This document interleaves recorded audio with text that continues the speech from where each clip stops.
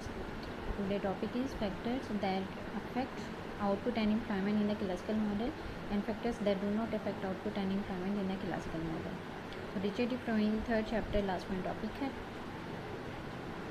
output and employment are supply determined in the classical model. इससे पहले आप supply determine nature और vertical aggregate supply के topic में इन डिटेल ये बात समझ चुके हैं कि जितने भी रियल साइड वेरिएबल्स हैं क्लासिकल मॉडल में वो सप्लाई डिटरमिन है, डिमांड साइड का रोल बहुत कम है। तो इसलिए जितने भी डिमांड साइड रिलेटेड फैक्टर्स होंगे इसका मतलब है वो सब के साथ आउटपुट और एम्प्लॉयमेंट को अफेक्ट नहीं करेंगे। तो वर्टिकल एग्रीगेट सप्लाई का जो प्रीवियस वीडियो में आपको समझाया गया है उसमें भी यही बात क्लियर की गई है कि जितने भी सप्लाई साइड फैक्टर्स हैं लेबर मार्केट के और प्रोडक्शन फंक्शन के वही इसे अफेक्ट करते हैं और डिमांड साइड फैक्टर्स का रोल इसमें नहीं लाता है। तो डिमांड साइड फैक्टर्स में हमारे पास यहाँ शामिल है quantity of money, level of government spending, level of demand for investment goods, ये सब डिमांड साइड फैक्टर्स हैं। सो इनकी वजह से जस्ट नॉमिनल वेजेस इंक्रीज़ होंगे, प्राइसेस इंक्रीज़ होंगी, बट जो रियल वेरिएबल्स हैं, रियल वेज है, इसके अलावा आउटपुट है, एम्प्लॉयमेंट है, उन पर कोई इफ़ेक्ट नहीं आएगा। लेकिन लास्ट वन जो एक गवर्नमेंट स्पेंडिंग से रिलेटेड ही एक फिजिकल पॉलिसी का टूल है टैक्सेस। तो चेंज इन टैक्सेस का इफ़ेक्ट कभी आ भी सकता है आउटपुट और एम्प्लॉयमेंट पर क्लासिकल मॉडल में, तो कभी इसका इम्पैक्ट शो नहीं भी होता। इसकी रीज़न ये है जब टैक्स पॉलिसी के इफ़ेक्ट्स इस तरह से हैं जो डिमांड साइड बेस हों तो फिर वो आउटपुट और एम्प्लॉयमेंट को क्लासिकल मॉडल में अफेक्ट नहीं करेगी। लेकिन अगर टैक्स रेट इस तरह से चेंज हो रहे हैं कि वो वर्कर्स के सप्लाई और सप्लाई साइड फैक्टर्स को अफेक्ट कर रही है तो फिर ये रियल जो वेरिएबल्स हैं output and employment classical model के उनको भी अफेक्ट करेगी। तो अफेक्ट करने का मतलब ये है कि आउटपुट और एम्प्लॉयमेंट लेवल इनकी वजह से इंक्रीज़ और डिक्रीज़ हो सकता है और वर्टिकल एग्रीगेट सप्लाई का भी शिफ्ट हो सकता है। ये डिमांड साइड फैक्टर्स ऐसे तमाम फैक्टर्स हैं जिनकी वजह से एग्रीगेट सप्लाई का शिफ्ट नहीं होगा। वजह क्या है जो पहले भी आपको बात बताई गई है कि vertical aggregate supply determine nature of output and employment की बेस पर है और वो परफेक्ट कंपटीशन और perfect flexibility of money wages and prices की वजह से है। Then are the factors that will affect output.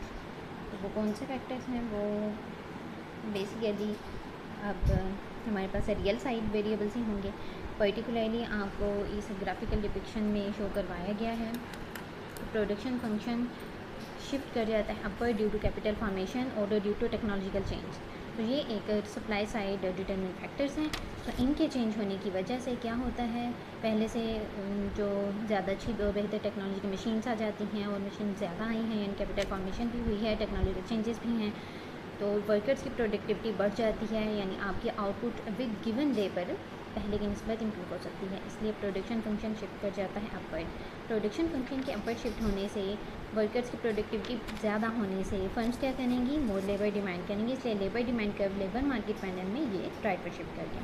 तो आपने चेक किया प्रोडक्शन फंक्शन पैनल में, ये जो एग्रीगेट प्रोडक्शन फंक्शन का पैनल है इसमें प्रोडक्शन फंक्शन अपवर्ड शिफ्ट कर जाता है due to capital formation.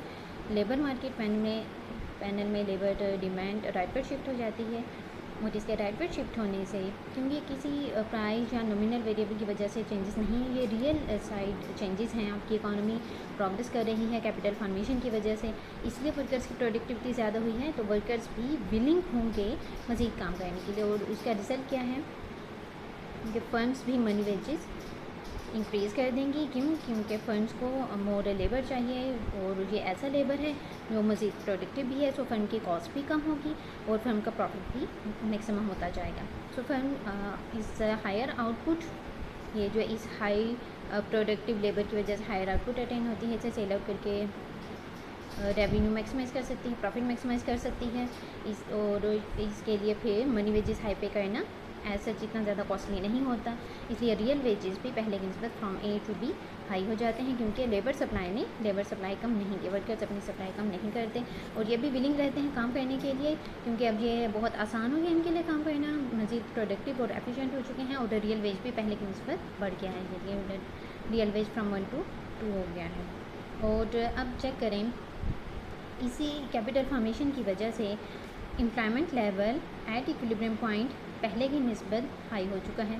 From N1 to N2 employment level consider हो गया है, और एम्प्लॉयमेंट लेवल हाई होने की वजह से आउटपुट भी आपकी हाई हो चुकी है। सो आउटपुट हाई होने से हमने क्या कंसीडर किया है, पॉपुलेशन उतनी ही है लेकिन वो पॉपुलेशन ज़्यादा प्रोडक्टिव है और ज़्यादा जो वर्कर्स हैं वो काम करने के काबिल हुए हैं, इसलिए एम्प्लॉयमेंट लेवल हाई हो चुका है। तो production function at given price level, यानी यहाँ को प्राइसेस का चेंज कहीं भी आपको अपर टू पैनल्स में नज़र नहीं है, ना लेबर मार्केट में ना प्रोडक्शन फंक्शन प्राइसेस चेंज नहीं हुई, जस्ट एम्प्लॉयमेंट लेवल हाई हुआ है, आउटपुट इंक्रीज हुई है due to these real side variable. Real side factors कौन से हैं, कैपिटल फॉर्मेशन है, के तो चेक करें जो के बार है, ये K1 बार से K2 बार हो चुका है। तो इन रियल फैक्टर्स की वजह से output at given prices high हो चुकी हैं। यानी आप यहाँ पर ये प्लॉट भी करेंगे एट